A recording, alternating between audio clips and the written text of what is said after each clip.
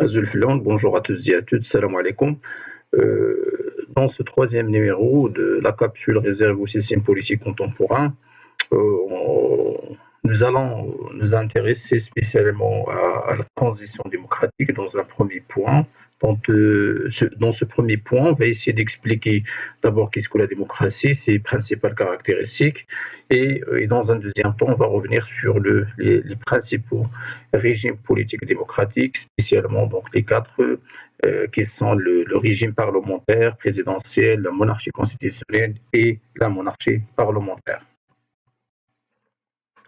Alors concernant la transition démocratique, en fait le terme de la démocratie s'oppose historiquement au régime où le pouvoir est détenu et transmis au sein d'un petit groupe.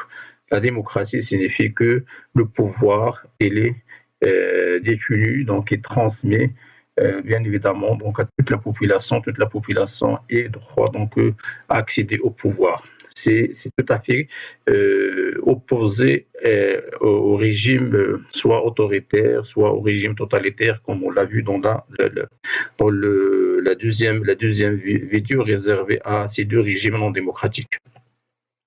Dans son sens originel, certains dans la cité d'État d'Athènes,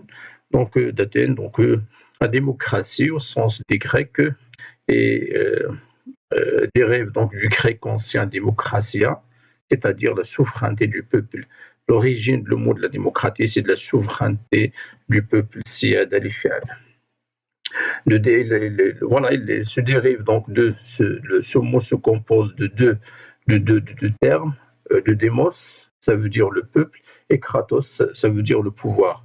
Et c'est autrement donc démocratia ou bien démos kratos, donc signifie le gouvernement aux citoyens. On résume donc la démocratie, ce corpus donc de la démocratie dans la formule de l'ancien président américain Abraham Lincoln, qui précise que la démocratie signifie quoi? Le gouvernement du peuple, par le peuple et pour le peuple. Je reprends, le gouvernement du peuple, par le peuple et pour le peuple. Et la démocratie ainsi donc, est définie comme étant un système qui se caractérise par l'appartenance du pouvoir au peuple, siyada wa sulta al-shab. Sur le plan international, la démocratie est considérée comme étant le système idéal à atteindre. Donc, jusqu'à présent, on présente toujours la démocratie comme étant un système idéal que tout le monde vise à atteindre. Et c'est pour cette raison, donc, on parlait beaucoup donc, de la transition démocratique que de la démocratie en elle-même. Donc, presque une grande partie du pays sont toujours en transition démocratique et maintenant, في إطار الانتقال الديمقراطي. La démocratie, donc, ou bien le régime démocratique, principalement, un régime démocratique de manière générale est caractérisé par d'abord donc une compétition électorale, ce qui est contradictoire avec les régimes non démocratiques. Donc les élections sont régulières, elles s'organisent donc on respecte le calendrier de l'organisation des élections d'une manière régulière. Également, ces élections se font au suffrage universel avec le pluralisme politique, c'est-à-dire donc al-mubashir, tout le monde, au moins qui répondent donc en fait aux conditions pour jouir donc de exercer le droit de vote. Tous donc ont droit de participer. Il n'y a pas de ségrégation au niveau d'un État donc entre les citoyens concernant donc la participation aux élections. Également, donc on reconnaît donc un pluralisme politique, c'est-à-dire des idéologies qui sont parfois antagonistes, ils sont reconnus, donc tout le monde donc, ait le droit donc, de former un parti politique et de défendre une idéologie. Alors, donc, deuxième élément, les régimes démocratiques sont caractérisés par l'état de droit, c'est-à-dire un certain nombre de libertés fondamentales sont garanties. J'ai parlé tout à l'heure donc le droit de vote qui garantit à tous les citoyens qui remplissent donc les conditions pour exercer ce droit fondamental, certes donc l'âge l'âge donc fixé pour avoir donc la capacité d'exercer le droit de vote par exemple. Il y a également donc une constitution. Dans un régime, un régime démocratique, il faut une constitution. Une constitution dont la finalité de définir les pouvoirs des différentes branches de l'État, c'est-à-dire définir l'ossature donc de l'État. Également, donc, il faut une séparation entre la sphère publique et la sphère privée de ceux qui exercent le pouvoir. Troisième élément, donc, c'est la division en trois pouvoirs. Donc, la division donc en trois pouvoirs, mais également il faut qu'elle soit séparée. On divise donc les pouvoirs en trois. Il faut que ces trois soient également séparés. C'est le législatif, il faut qu'il soit séparé de l'exécutif et le judiciaire également. Ces trois sont séparés et parfois donc ils se contrôlent mutuellement. Gouvernement, donc le gouvernement de la majorité, c'est la majorité qui forme le gouvernement et c'est la majorité donc qui détient le pouvoir et comme ça, mais également protège l'opposition comme étant une minorité. Donc on protège l'opposition, donc surtout la Constitution protège l'opposition et donc la position également donc des droits de participer donc à l'action publique également donc participer en fait à la vie législative et ainsi de suite. Sauf que ce principe de la majorité, des fois, donc, il bloque normalement, il prive l'opposition de réellement donc, exercer ce pouvoir.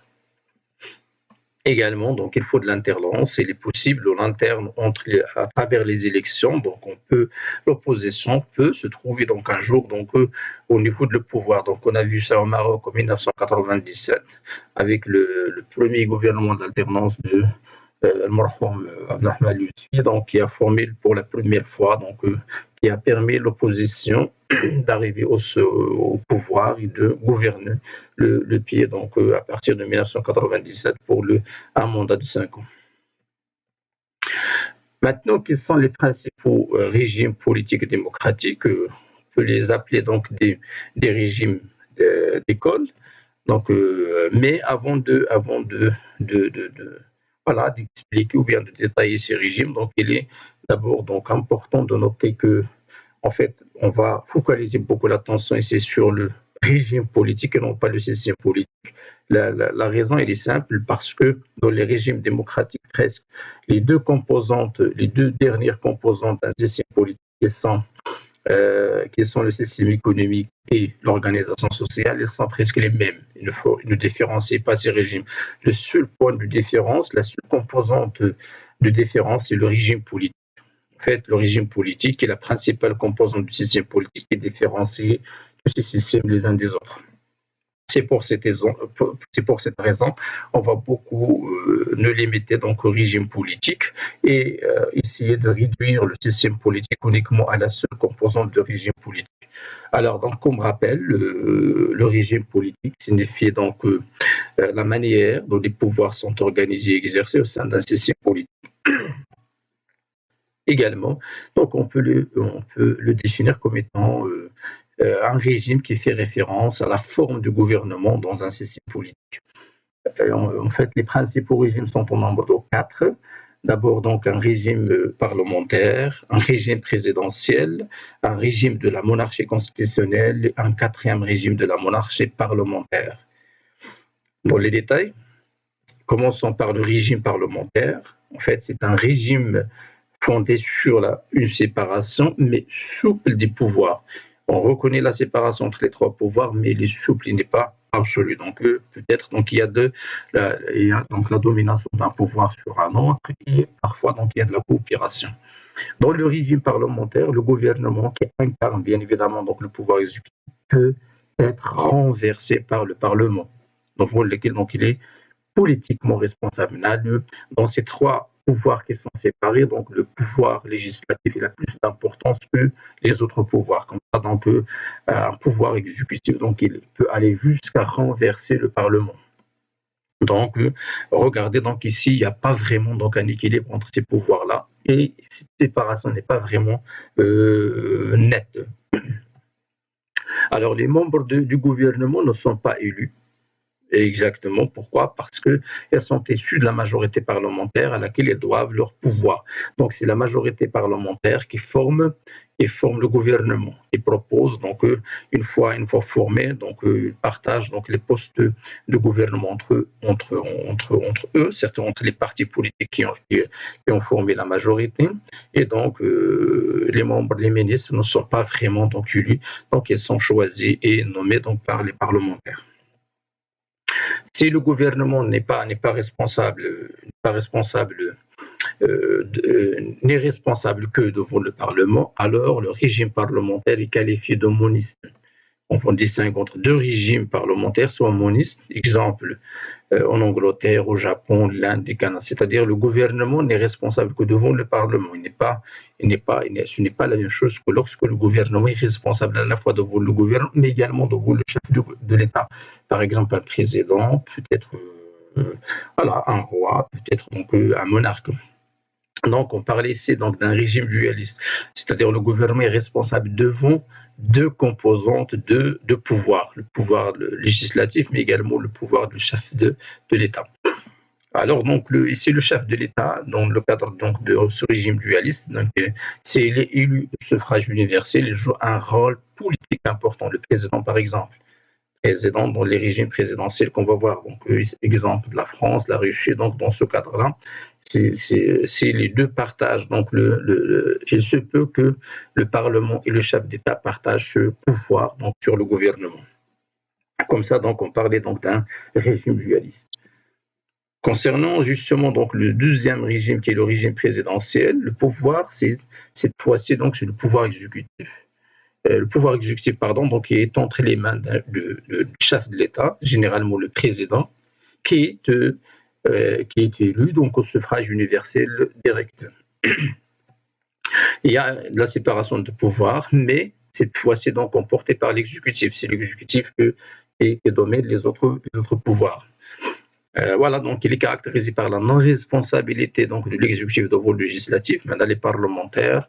Les membres d'un gouvernement ne sont pas politiquement responsables devant les parlementaires.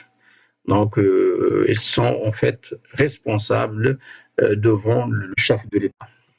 De ce principe, il découle donc que le gouvernement ne peut être renversé par le Parlement et inversement, le pouvoir exécutif ne peut pas descendre le Parlement. Maintenant, les deux, presque, ils ont le même, ils ont un pouvoir équilibré. En fait, leurs pouvoirs sont relativement équilibrés.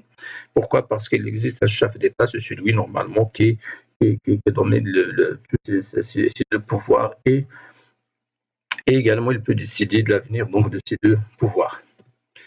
Maintenant, donc la monarchie constitutionnelle. C'est le cas du Maroc. Donc, c'est une monarchie dans laquelle les pouvoirs du monarque, qui est le chef de l'État, sont limités de manière plus ou moins importante par une constitution. C'est la constitution qui détermine, qui définit les pouvoirs d'un roi ou bien du monarque, par des lois également fondamentales ou par une coutume. Comme ça, donc, il se pose en cela donc, à la monarchie absolue. Et ici, donc, il faut une constitution. C'est la constitution qui donne les pouvoirs au monarque. Et le monarque, ou bien le roi, est indépendant des partis et dispose donc de prérogatives purement constitutionnelles. De cela.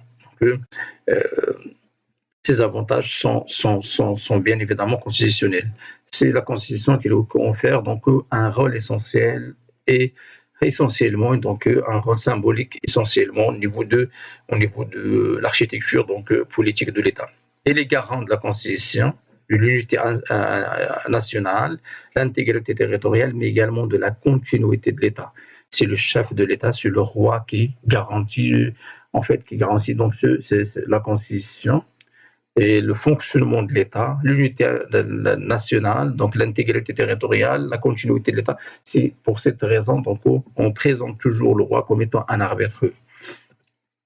Voilà, donc il y a donc l'exemple du Royaume-Uni, la Belgique, le Canada, le Maroc, la Jordanie, avec quelques différences. Et donc ces exemples-là, c'est par rapport au rôle du monarque comme étant un arbitre et comme étant donc quelqu'un qui se confère donc d'un rôle essentiellement symbolique. Voilà, maintenant la monarchie parlementaire. Donc une monarchie est dite parlementaire lorsque le gouvernement nommé par le monarque donc, est responsable devant un parlement et qui dispose du pouvoir législatif. Le Parlement, donc, il a presque le même pouvoir que le monarque. Il partage donc ce pouvoir-là donc, avec le monarque. Le monarque, qui est le représentant de l'État et garant de la continuité des institutions, et il est présenté comme ça. Donc, c'est le chef de l'État. Il a une fonction représentative ou symbolique, tout dépend. Et il joue donc un rôle d'arbitre. Dans ce cas, il joue un rôle d'arbitre entre le pouvoir législatif et le pouvoir généralement exécutif. Voilà, donc il est à noter qu'il existe également de la monarchie absolue. C'est un régime certes non démocratique. Il est différencié donc de la monarchie constitutionnelle parlementaire par le fait que c'est un régime où le monarque détient tous les pouvoirs et n'est contrôlé par aucune institution ou bien institution, mais également aucune constitution. Il n'y a pas de la constitution dans les monarchies absolues. Il est cependant donc soumis aux lois fondamentales du royaume, ce qui le différencie donc d'un tyran donc ou bien un despote. Dans des régimes, surtout donc la monarchie absolue, donc il est différencié donc le régime totalitaire ou bien régime autoritaire par le fait que ce sont les lois fondamentales du royaume qui donnent au monarque donc ses pouvoirs. C'est ce qui est contradictoire avec le despote ou bien le tyran dans les régimes qui sont totalitaires. Voilà, dans ce régime qui est caractérisé par l'absence de séparation des pouvoirs, il n'y a pas d'assemblée élue représentant le peuple, c'est-à-dire il n'y a pas d'élection et on n'organise pas des élections. Voilà, donc le monarque comme ça, donc celui qui nomme les ministres, les juges, les fonctionnaires, et là, il domine tous les pouvoirs en fait. Voilà, donc une carte, voilà, donc qui montre au niveau mondial, en fait, les pays, donc, mais également les régimes politiques de chaque pays. Donc, c'est spécialement, donc, ce sont les régimes politiques dans le monde de 2021. Donc, exemple, ici, donc, en bleu, ce sont des républiques à régime présidentiel. Ici, par exemple, c'est au niveau de l'Amérique.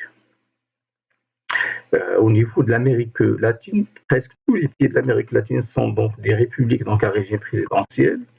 Quelques pays donc, au niveau de l'Afrique, également au niveau de l'Europe, quelques pays dans l'Europe, et quelques pays donc, au niveau de l'Asie. Ils sont voilà, donc, un régime présidentiel. L'exemple, les républiques donc, à régime présidentiel lié à un régime parlementaire, ils sont en nombre réduit. Quelques pays donc, au niveau de l'Afrique. D'accord, donc, et également ici au niveau de l'Asie. Voilà, l'Afrique également, l'Afrique ici, l'Afrique du Sud également, donc il est qualifié comme étant par cette carte, bien comme étant un régime donc un régime lié à un régime présidentiel, mais également lié à un régime parlementaire. Par exemple, ici, donc, les régimes républiques à régime semi-présidentiel, la Russie, par exemple, ici au niveau de l'Afrique, relativement l'Algérie, la Mauritanie, le Mali, voilà, donc un certain nombre de pays, donc ici au niveau de l'Afrique. Par exemple, les républiques où la Constitution n'accorde le droit à gouverner qu'un parti unique, ici c'est la Chine, c'est l'exemple de la Chine, il n'y a qu'un seul parti unique, c'est le Parti communiste qui domine. C'est l'Australie, c'est une monarchie constitutionnelle dans laquelle le monarque n'exerce pas le pouvoir. Exemple ici au niveau de l'Australie, le Canada, le Danemark, la Norvège, ici l'Espagne. Donc, beaucoup de pays dont ce sont des régimes, des monarchies, mais le pouvoir du roi n'est que symbolique. Voilà, donc il y a d'autres ici, ce sont les régimes de la dictature militaire, quelques pays donc ici donc au niveau de quelques pays de l'Afrique, mais également de l'Asie. D'accord, donc il y a de la dictature militaire.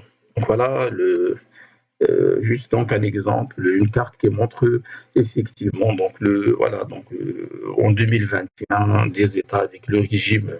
Si le Maroc, c'est une monarchie constitutionnelle de laquelle le monarque exerce. Donc, il est présenté comme étant une monarque qui exerce la majorité des pouvoirs, souvent avec un parlement disposant de faibles pouvoirs, c'est le cas du Maroc, selon cette carte. Et la monarchie absolue, donc ici on présente l'Arabie Saoudite par exemple comme étant une monarchie absolue. et je pense ici Oman également, donc la présente comme étant une monarchie absolue. Voilà donc ainsi cette vidéo prend fin. Merci pour votre attention. Dans la prochaine vidéo, Inch'Allah, on va essayer donc de traiter les démocraties comparées, spécialement. Donc, on va faire une petite présentation pour distinguer un régime présidentiel d'un régime de la monarchie et surtout donc se tarder sur les institutions du Maroc comme étant un exemple de la monarchie constitutionnelle. Merci pour votre attention.